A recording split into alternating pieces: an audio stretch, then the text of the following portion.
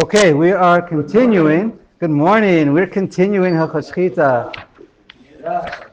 Yes, Shana Tova Ksiva Chasim Tova to everybody and Klal Yisrael. And everything should continue in the right direction. And Pidyon Shvuyim, Pidyon Shechina, v'chule. Okay, let's go to Samech Aleph Matnas Kahuna. We are on Seif Kaf Hey. Okay, so we learned about the Kohen and Levi are going to be Pturim, right? Kohen for sure, Levi suffix, so he's Pater. Kaf Hey. Hashochet LeKohen. If you're shechting for a Kohen, Ulenochri, Pater Mina Matanas. So we know that the Kohen himself and the Goy himself, he owns the animal, so he's Pater from a Matanas Kahuna. So, and the shochet for him also, since it belongs to a Kohen or a Goy, doesn't have to worry about it. Everyone's pater.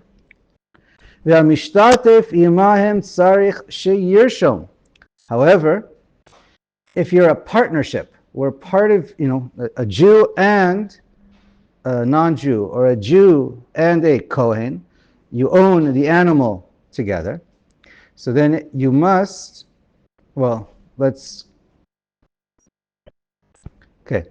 you must, let's say it's just you, the Yisrael, in the slaughterhouse, with everybody else who's there, but not the Kohen or Nochri owner. We'll see how that continues.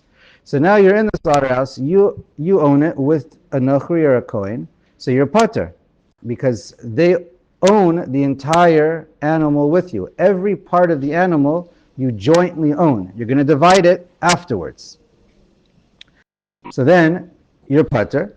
Even Yisrael himself is allowed to take the Zroa L'chaim and Keva, because when it was shechted, it was intertwined, belonging to both of you, and then after you shechted it, you divided it, and then anyone can take however they decide is fair. Okay? But if you're in the slaughterhouse, you have to make some kind of make a sign, a banner, some kind of announcement where it's clear to everybody who can see you that the Kohen owns part of it, or a Goy owns part of it. Otherwise, there's going to be a chashad. Everyone else in the slaughterhouse knows you're a Yisrael. They see what shaliyah you get, and now they're going to say he's not giving to the Kohanim. So the problem is chashad. Okay, so let's keep going. Now, if the other owner, you're a partnership with a non-Jew, and he's there in the slaughterhouse, so ein sarich lirshom, you don't have to go out of your way to make some kind of sign and make it obvious, because the Goy, he talks. That's the assumption, in at least in the times of Chazal. The Goy is going to talk to everybody, and everyone's going to know that he's a partner. The Kohen is a little more tsanua, he's not going to talk about it so much, so there's a chashad. Okay, Haga. B'makom shenoagim, okay, b'makom shenoagim lishchot etzel goyim. Now, if you're in a slaughterhouse, and the minhag is, there's goyim there, im nimtza shreifa, nishar lagoy, vim nimtza kasher, locho hayisrael. All right, so this is just a stam case. How it's done nowadays, you have to ask each slaughterhouse exactly how their kinyanim are done, before, after, during, whatever. But here, a normal case in the time when the Ramah wrote this, you have a slaughterhouse, and the deal was, we don't know who it belongs to. We're only going to find out after it's shechted. If it turns out that it is a treifa, then it turns out lemafreya, it would always belong to the goy. And if it turns out it's a kasher, then it turns out it always belonged to the Jew. Patur mina matanos. In that case, you're still patur. Because when they did the shechita, you didn't know who it was belonging to. We're saying there's no breira. Halachically, there's no breira, whether it's midin safek, midin daraisa. However, the halacha is, we look at it as we don't say there's breira. And at the time, it could have belonged to a goy. So therefore, at the time, there was no chiyuv of giving matanos, and once it's shechted, and once you do the bedika, it's too late to create the chiyuv of matanos kahuna. Okay. Good. Let's go on to the next one. Kavav. Kavav. Bamed dvarim amorim sheshutavus hakohen v'hagoy poter. So now we're going to qualify what I already said. We said that if you're a shutaf, you're a partnership with the Kohen or a goy, the whole animal is pater, right? Well, not so fast. It depends. That's only b'shutaf b'kula. Only if you're a complete partnership over the entire animal and every part of the animal. Afilu b'kol shehu. Even if you're a 1% owner in either direction, whether you're a Kohen, Levi, Yisrael, doesn't matter if it's a 1% owner, as long as you're a 1% on that entire body, the entire animal.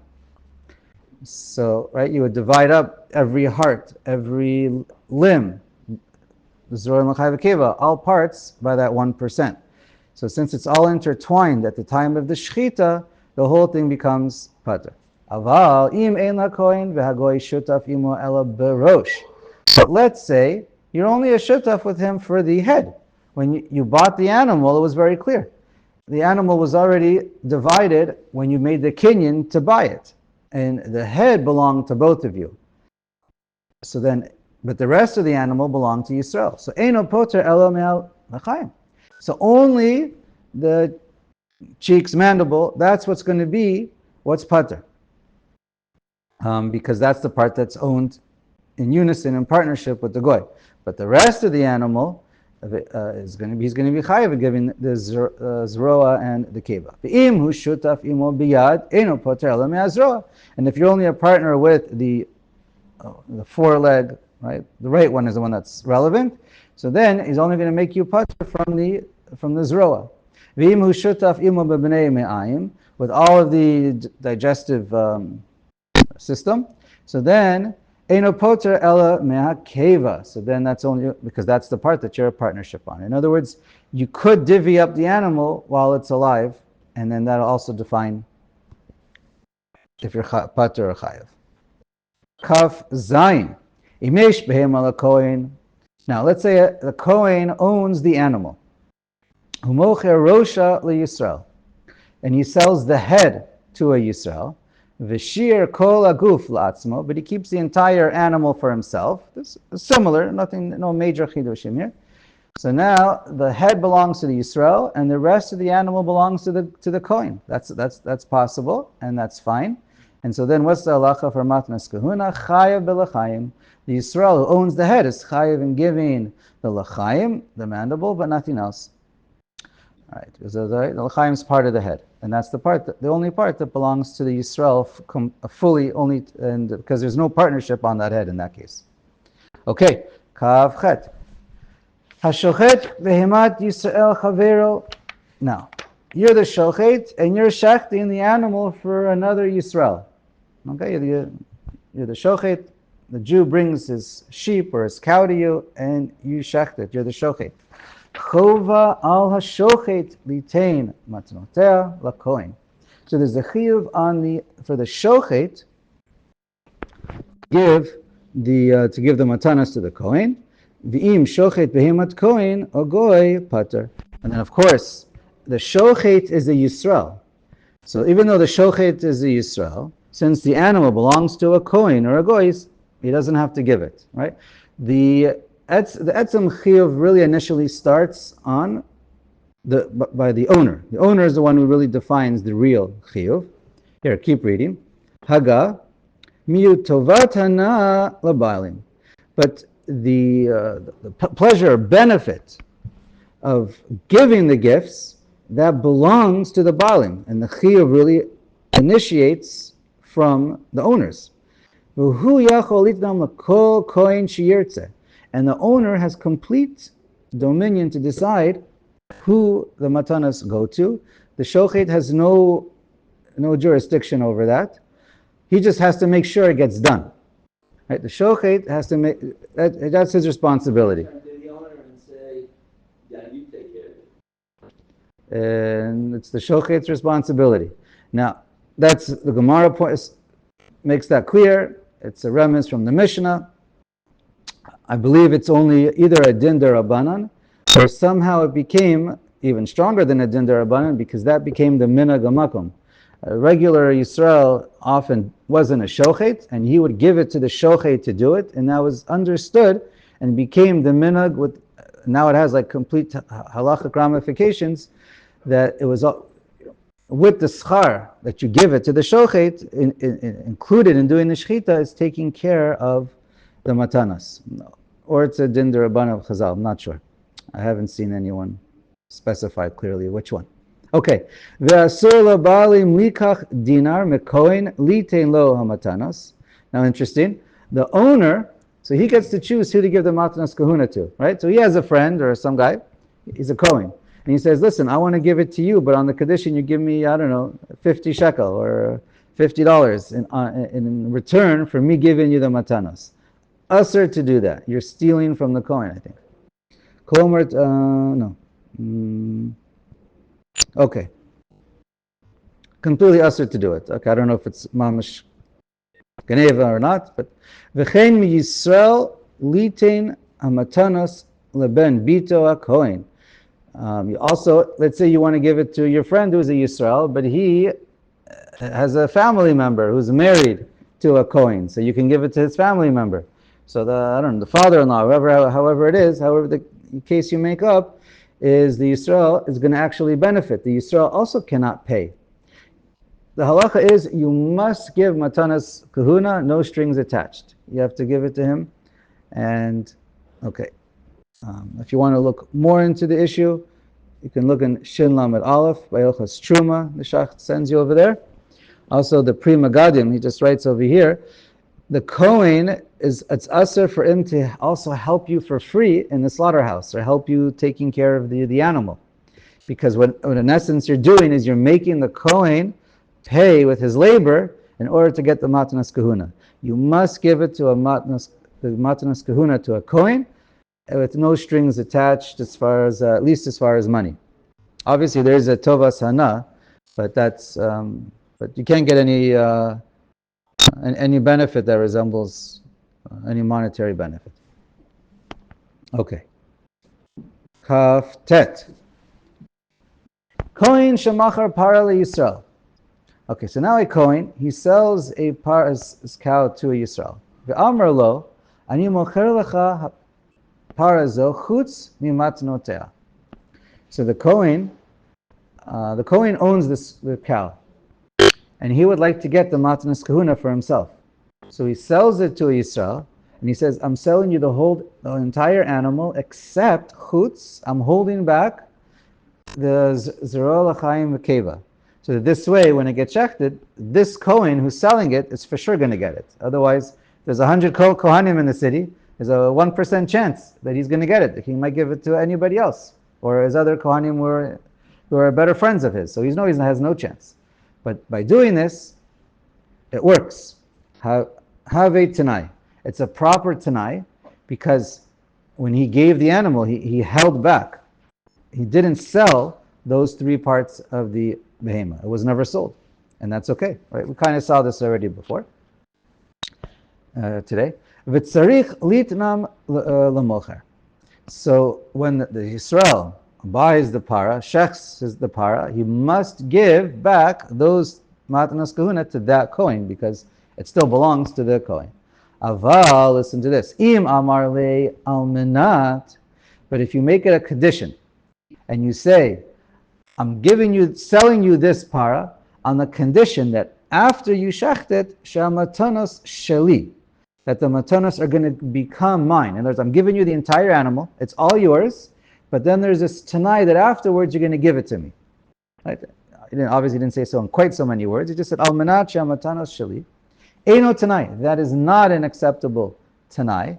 Ve'amekach kayam. It is a proper, valid sale.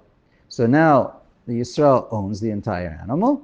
V'yachol litnam l'kol kohen sheyirtzeh. And the Yisrael, now who bought it, can now give the matanas kahuna to anyone he wants to, any kohen he wants to give it to, and because that tanai had no validity whatsoever.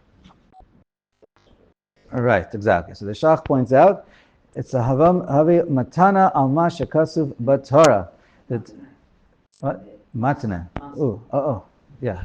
Have matana alma shekasuv b'Torah, because according to the Torah itself says you're allowed to give it to any Kohen, and you're making a tanai against what's mefurish in the Torah, and therefore the Tanai is completely batal. Just without getting too complicated, the Shach just points out the Rambam. Again, we're not gonna reference the Shulchan Aruch over there, but he just points out there is a difference here, real quick, between Meiser and the Behema. This Behema by Masnas Kahuna, if you make it Tanai, it doesn't do anything, but by Meiser, it does, and you have to give it back to him. Just in short, the main chiluk is because here you're giving the whole animal over, and the person, the Yisrael, is taking the entire animal, and therefore, now it belongs 100% to the Yisrael, and then afterwards he's trying to make this Tanai. In the case of Meiser, you can't hand over a piece of land. So you're just letting him come in the land. So when you make the Tanai over there, you never really gave him all the sort of ayin sham. It's a little whatever difficult. And but anyways, that's his chiluk. That's what he writes. All right. Okay, so let's go on. We're in Kaf. We just finished, right? Lamed, thank you. Yisrael shemachar para lechavero. Now, Yisrael that sells the para to his friend, v'shira amatanos chayav halokeach litnam afal pi shenisharu lemocher mikol makom achova al hatabach shehu halokeach. Okay, so what's this case? The Yisrael now sells a para to his friend, and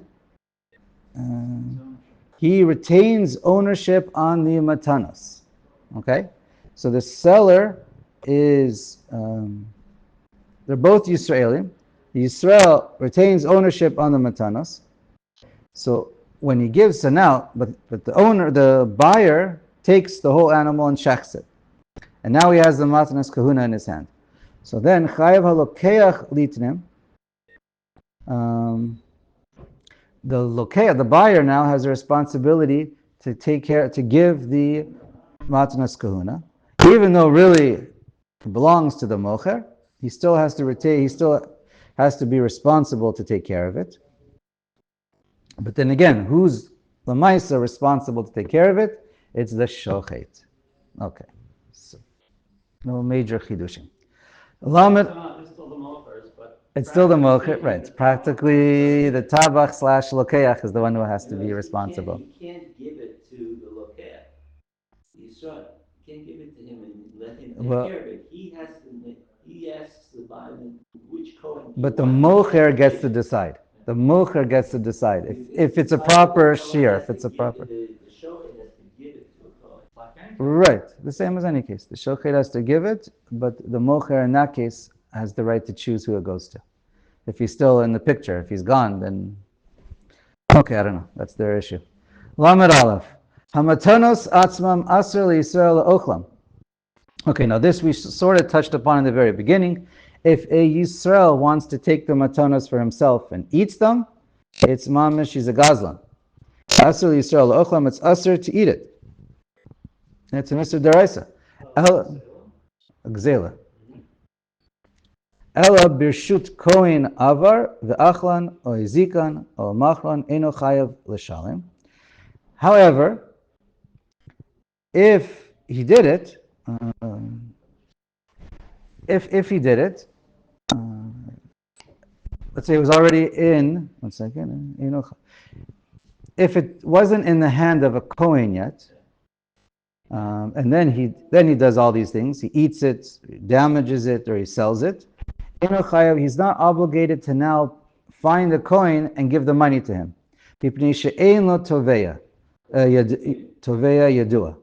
Because he has no, it's called Mamon Shein Latovim, it's a Gazlan Meyashevet Levi, or the Kohanim, but it's not, doesn't belong to any specific person.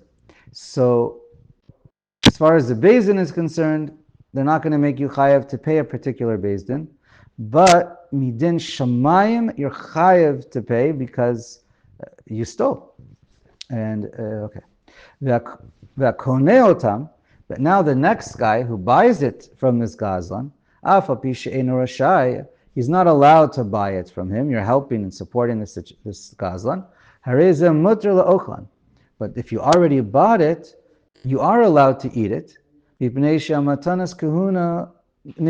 Because they're already stolen by the first Yisrael. The first Yisrael has to find a way to pay back, but the one who took it from him, he's allowed to eat it, and even midin shemayim, he doesn't have to pay back anything. So this is one of those rare instances of a gun of potter from the beginning. I'm not Okay. convinced that, I'm not convinced about that either. I'm not convinced Sure. that this is even considered a gun. What? You're buying from the Gazan. That person kept it for himself. He wasn't Mikayim, I mean, to say, when did he become the Gazan? When you stole it. When you stole it. He stole it, and he sold it to someone. At the sale is when that happens. So when did you steal? So you're saying the buyer, if he knows he's buying stolen property, then yeah. I'm not sure. I think just read it the way that it reads is exactly the halacha. You shouldn't buy, you're not allowed to buy, but if you did, then it's. If you found out after, meaning you're not buying. Meaning. Here, we'll talk about that after, yeah? Yeah, Hollywood, right, yeah. Lamed bet. Okay. Lamed bet. Amar tabach. You tell the butcher. Machor, or it's often the butcher and the shochet, it's the same person, but whatever. Amar tabach machor li b'nei me'ah shel para. Sell me the intestines or the whole digestive system. Zo notnam lekohen, ve'eno menakelo min adamim.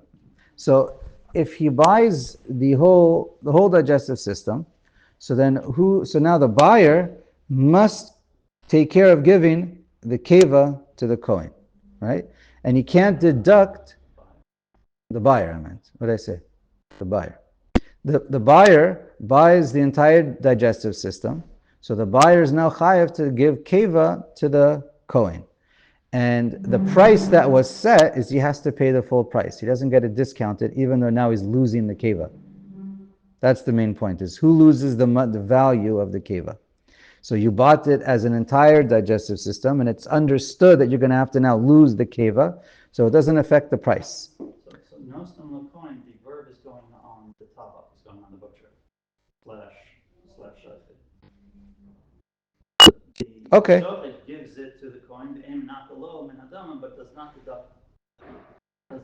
Okay, fine. So the shochet gives, while he's giving the digestive system, he holds back the keva, and the shochet gives the keva to the Kohen, and then he gives the rest of the digestive system to the buyer, and the price stays the same.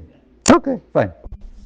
But if the deal was based on grams, or whatever, pounds, they measure it out, so then, notnam lekohen, so then the shochet, the butcher, still has to give it to the Kohen, umenakelo min adamim, because then it's all. And then you deduct, you go by the mishkal of the entire digestive system minus of the keva, because it was all based on weight. Okay, I think it's clear. Let's just finish Lamed Gimel. Pretty simple. Gersh nisgayer v'aytelo para nishchata ad shelo nitgayer pater. You have a convert, right? But before he's a convert, he's a goy. He's a non-Jew. He owned the para. It was shechted while he was still a non-Jew, and then he converted. So of course, pater. Once you're pater, always pater. It goes by by the time of the shechita, if there is a chiyuv or not. Mishenit gayer, after he converted, chayav. And then if the shechtin happened after he converted, of course, now he's chayav. Really simple. Im safek, we don't know when he converted or when it was shechted.